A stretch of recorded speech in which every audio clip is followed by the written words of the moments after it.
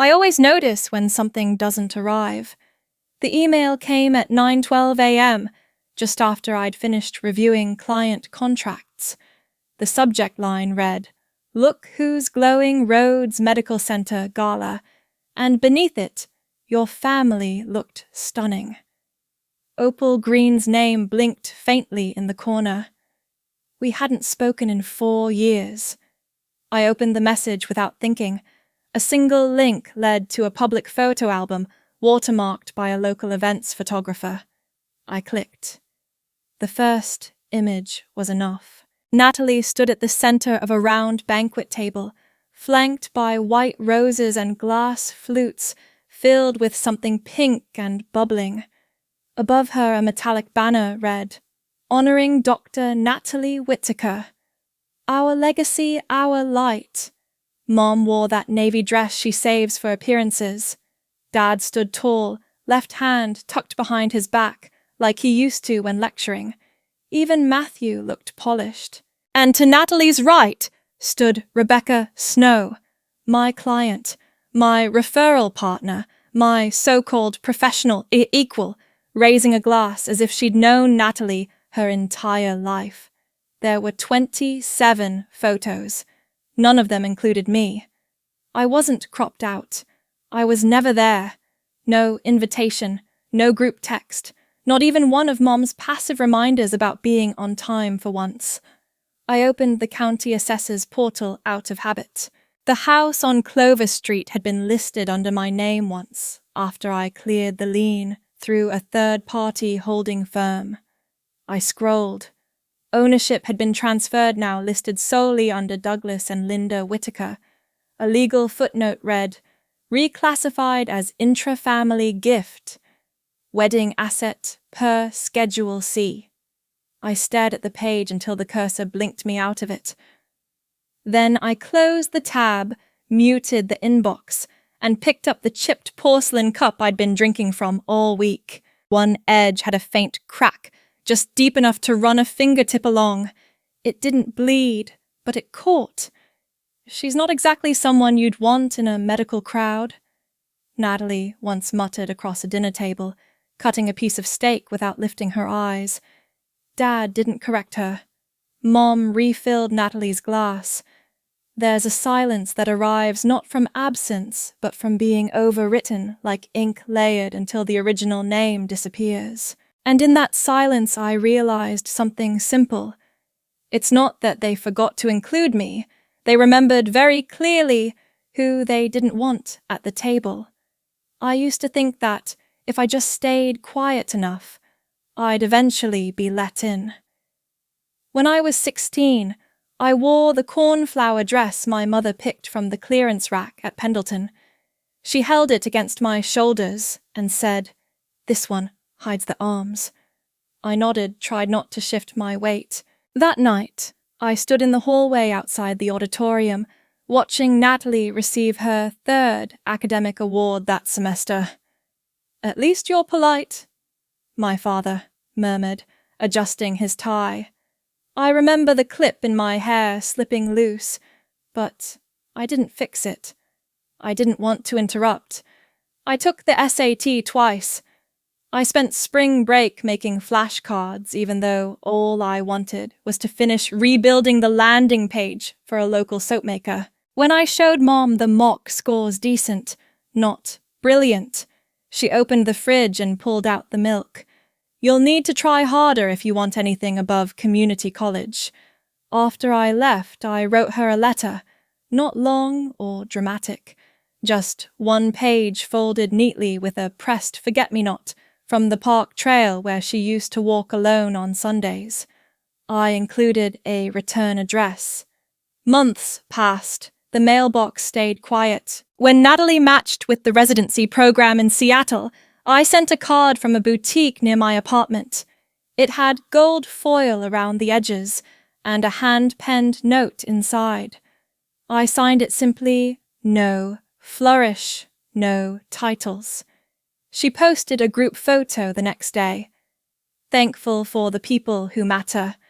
That winter, I wired a small sum to cover the leaking roof on Clover Street. The payment came from a third-party account Robert Kane helped me set up. The next time I called, Mom said, "Some kind soul stepped in." Life has a way of correcting itself. She moved on before I could answer. I never corrected her. Not when they called the mortgage lender a miracle. Not when they toasted Natalie's husband for keeping the family afloat. I just kept sending things. Quietly. Efficiently. Always through other hands. Sometimes I think they loved the mystery more than they ever could have loved the truth. And maybe that's the part I should have seen sooner. That no matter how carefully I placed the pieces, they never intended to make room for me in the picture. Some names vanish without needing to be erased. On my 17th birthday, I found a box on the hallway table, wrapped in floral paper with uneven corners. Inside was a fabric-bound notebook, pages yellowed at the edges, my mother's initials faint on the inner cover. She gestured toward it as she wiped down the counter. "Use it to plan something useful. Maybe grad school if you get serious." Later that evening, Natalie opened a small velvet box with a silver clasp. A necklace, thin, delicate, unmistakably from Tiffany's, rested on her collarbone before anyone even finished singing. No one asked if I liked the cake. I once found the family's holiday card posted on Aunt Mira's fridge. I read the message twice before realizing what felt off. "Warmest wishes from Douglas, Linda, Natalie, Matthew, Jacob, and Lily." There was no comma missing. Just me. The first time someone paid me for my work, I printed the receipt and pinned it to the fridge like a child's art project. It had my name on it. Ruby Whitaker. Web Development Services. Invoice. Paid. I watched Mom scan the paper before folding a grocery list beside it. A side hustle's fine, but don't let it distract you from real preparation. The GMAT window closes fast. Once at a family cookout, Uncle Thomas leaned in between bites of sausage and tapped my shoulder. "So, what do you do again? Helping Natalie with her clinic, or just temping?" I gave a half smile and reached for the mustard. He didn't wait for an answer. In those rooms, I became a space filler, present enough to be polite, silent enough to be forgotten. I learned how to measure silence by weight, how to occupy just enough air not to offend. The skill settled into me like breath, until even my own achievements felt like background noise. There's a jacket in the back of my closet, one I wore to every family event for 3 years. The seams are still intact, though the lining has begun to fray. I haven't worn it in ages, but I can't bring myself to donate it. It's the only thing that ever stayed the same size, even when I didn't. Some things don't break until they're used like they were never yours to begin with. The message came with no warning. Just Rachel's name and a screenshot, an excerpt from a state education bulletin. The title read, "Innovating Civic Curriculum for the Next Generation." A framework by Douglas Whitaker. The paragraphs were familiar. Sentence by sentence, they matched the structure I'd built over 6 months. Language I'd rewritten a dozen times, terms balanced between accessibility and depth. There it was in print, under his name alone. I scrolled past the citations, each one more absurd than the last. Footnotes that traced back to journals he'd never read. The final line credited him with developing a turnkey model for statewide implementation. No mention of craft logic. No technical contributor listed. No acknowledgement. I dialed the number I hadn't used in 4 years. He answered on the second ring. "If this is about the draft, don't be melodramatic." I didn't speak. They needed a name with academic weight. A veteran voice. "You understand." I could hear the rustle of a newspaper folding. "You still got paid, didn't you? You made your donation. Let the adults present the results.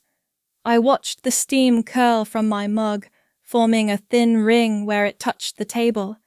The edge had a faint stain from an old tea bag, one I hadn't scrubbed out completely. A small flaw no one noticed until it spread. Don't act surprised. You were never in it for the credit anyway. The silence between us lasted longer than the call itself. I didn't hang up right away. I just set the phone down beside the mug and let it rest there, screen still glowing. He once told a room full of parents that integrity was the foundation of democracy. I remember that. He stood with both hands clasped, voice, even coat lapel, straight. I was 12. I believed him. The things I built were never about approval, but now, even the pieces I gave away in good faith had been claimed, repackaged, and made to disappear. There's a difference between not being seen and being erased.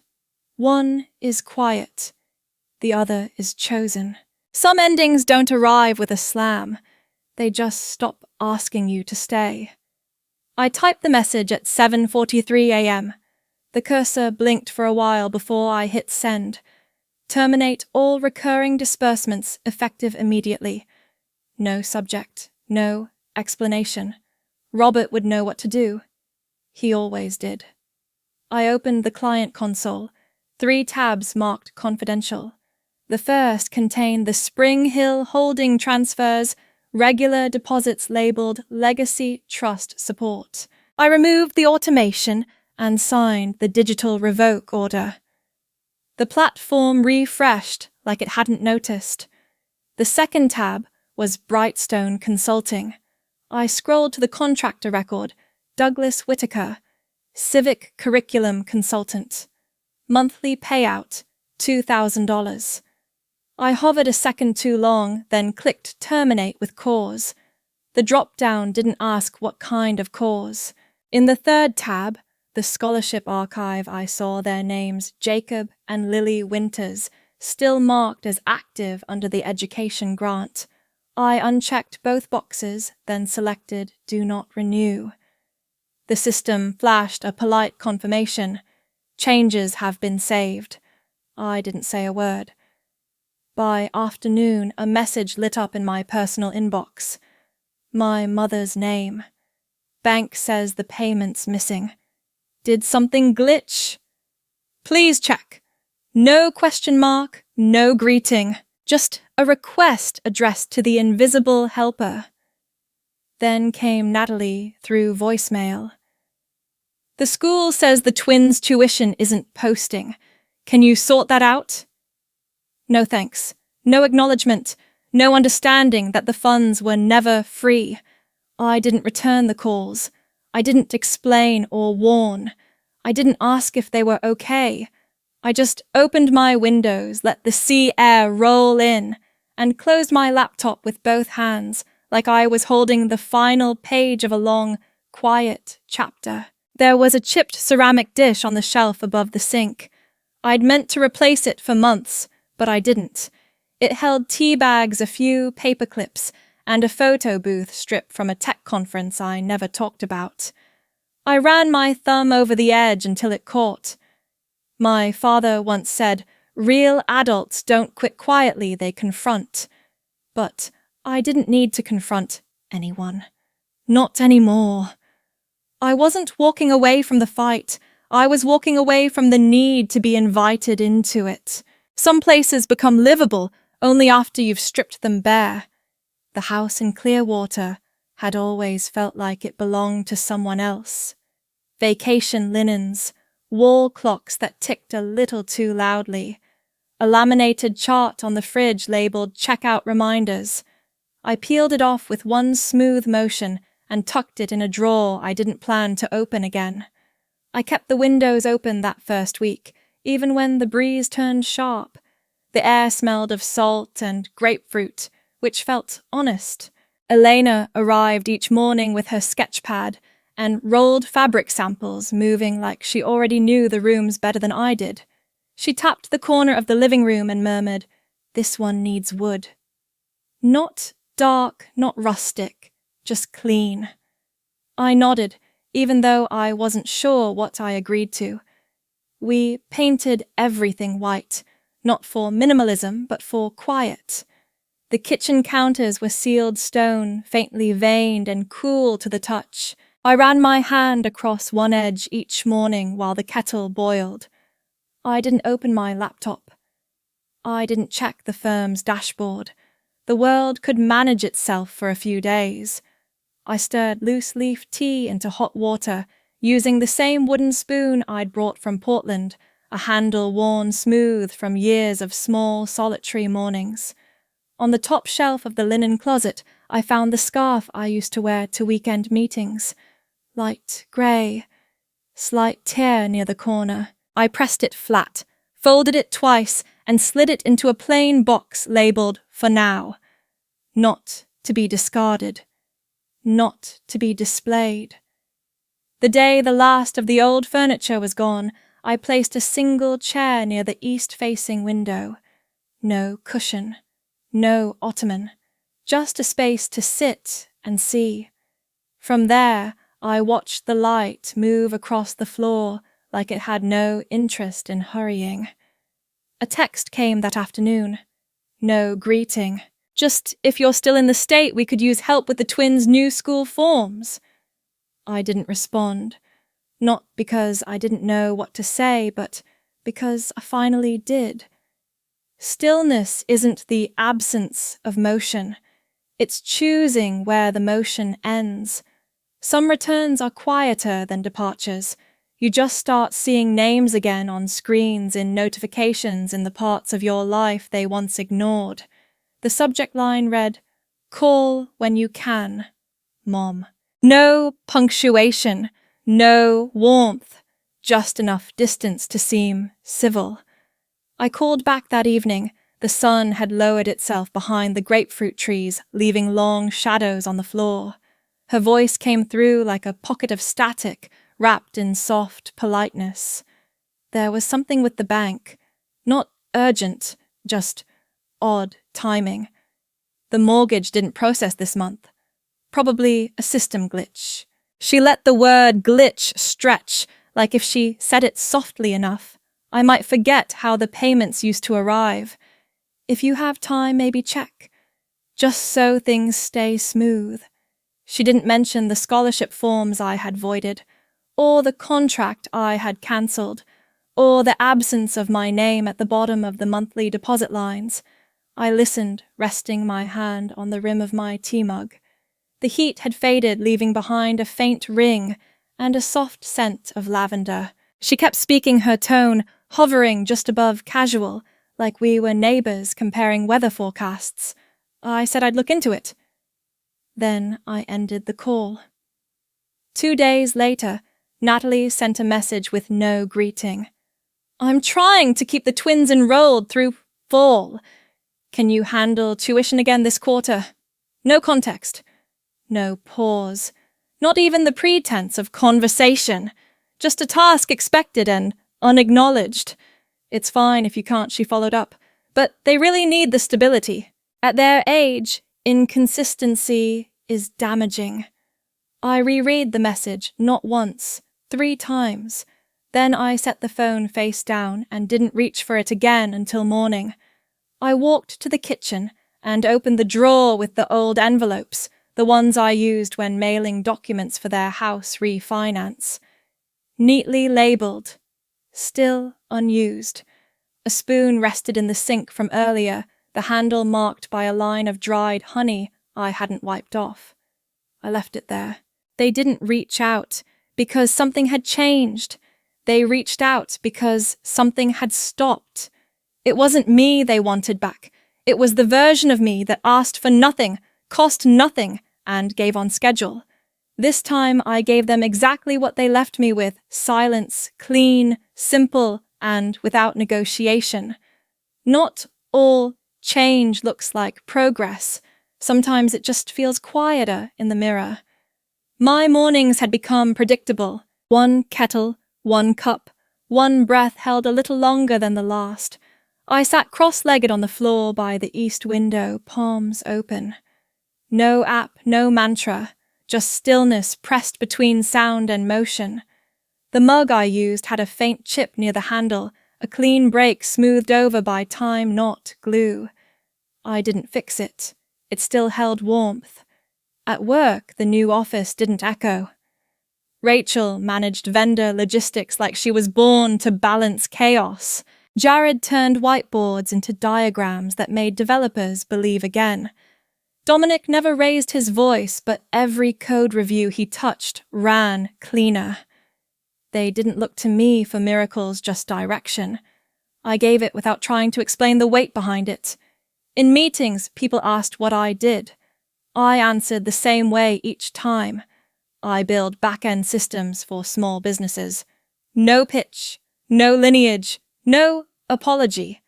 I didn't shrink, but I didn't stand taller to compensate either. One Thursday, Caleb brought over fresh mangoes and a book he thought I'd like. He didn't say why. He didn't stay long.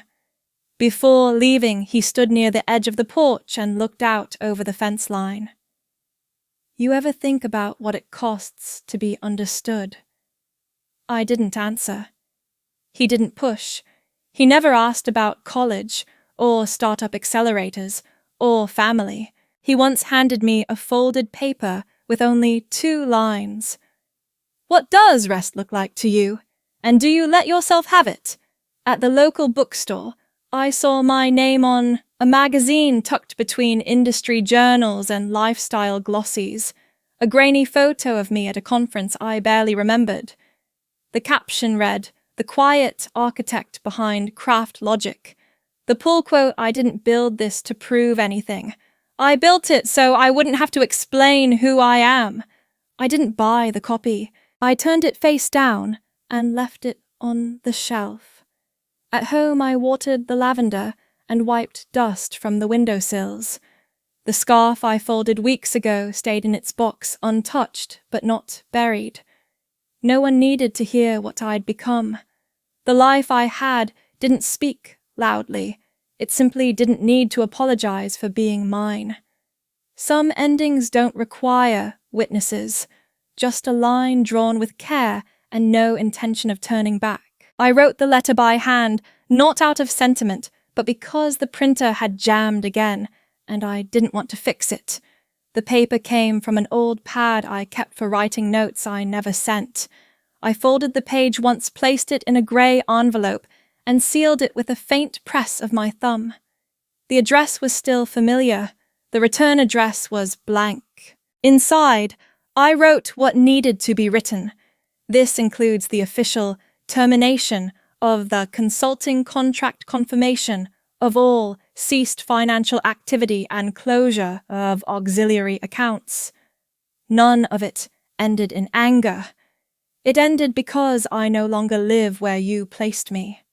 I left the envelope by the door until morning, then dropped it off at the post office without looking at the clerk. I didn't track delivery. It didn't matter if they read it, only that it had been sent. Later that day, I stood in line at the county office, filling out the form in black ink. Legal name change request. Under reason for change, I left the space blank. No explanation felt honest enough. I signed the new name slowly, Ruby Stillwater. It fit, not because it sounded better, but because it sounded like no one else had chosen it for me. At home, I opened the drawer where the old email tablet still rested, the one that used to ping with forwarded invites and bank confirmations. I disabled the account, wiped the cache, and placed it in a cloth sleeve. Not thrown away, just out of reach. There was a photo frame on my desk, one I hadn't touched in months. The image inside showed a holiday table I never sat at. I slipped it out gently and replaced it with a print Rachel had given me last fall, a candid shot of the Florida team on our launch day. No one posed. Everyone was building something. People don't change their names unless they're hiding from something, my father once said, flipping through a magazine as if his voice wasn't meant to cut. Maybe he was right. Maybe I had been hiding. But now I wasn't hiding. I was naming myself for the first time. I didn't need a ceremony or an apology or an ending they would understand. I needed space, and this time I had given it to myself. Some mornings feel earned, even if no one else notices them. I opened my eyes before the sun had fully made its way past the blinds. The light didn't rush in. It unfolded slow and thin, like a page turned without noise. I didn't reach for my phone. I let it stay where it was, face down, untouched. Nothing waiting there required urgency anymore.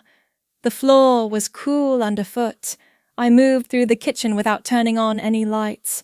The kettle took longer than usual to warm, but I didn't mind. I unwrapped the chamomile tea Alicia had sent with a handwritten tag for when you want quiet to feel full. The white porcelain teapot still had a faint hairline crack along the lid, not broken, just marked. I'd stopped thinking of it as a flaw. I poured slowly, watching the steam curve upward, and placed the cup on the small wooden table near the window. A leather-bound notebook lay beside it. The first page held just one line written weeks ago, in ink that had barely faded. I don't live to be accepted. I live to exhale truth. Last night, Caleb had brought over bread and a jar of ginger jam, both homemade. The table out back had filled with voices young, unsure determined. The grant recipients had passed around slices of cornbread and stories that didn't start with resumes. The first time I pitched, they told me I sounded too ambitious. I Googled how to write an invoice because I was too embarrassed to ask. My first customer was my neighbor. I still send her free samples. No one asked where I studied. No one called me resilient. We just listened. This morning, I opened the notebook again and slid a letter out from the back pocket. The handwriting was neat. My mother's, the last one she sent. I didn't read it. I folded it once gently and tucked it behind the cover, not out of resentment, only because it no longer told me anything I needed to know. Outside, the lavender leaned slightly in the breeze. I pulled the chair back just enough to feel the sun on my legs. The fabric of my shirt stuck faintly to my spine, but I didn't shift. I held the teacup in both hands, not for comfort, but because it was warm and I was still. There were no keys jangling, no emails blinking, no voice explaining who I was to anyone else. I didn't need to be more than that moment, and I wasn't less.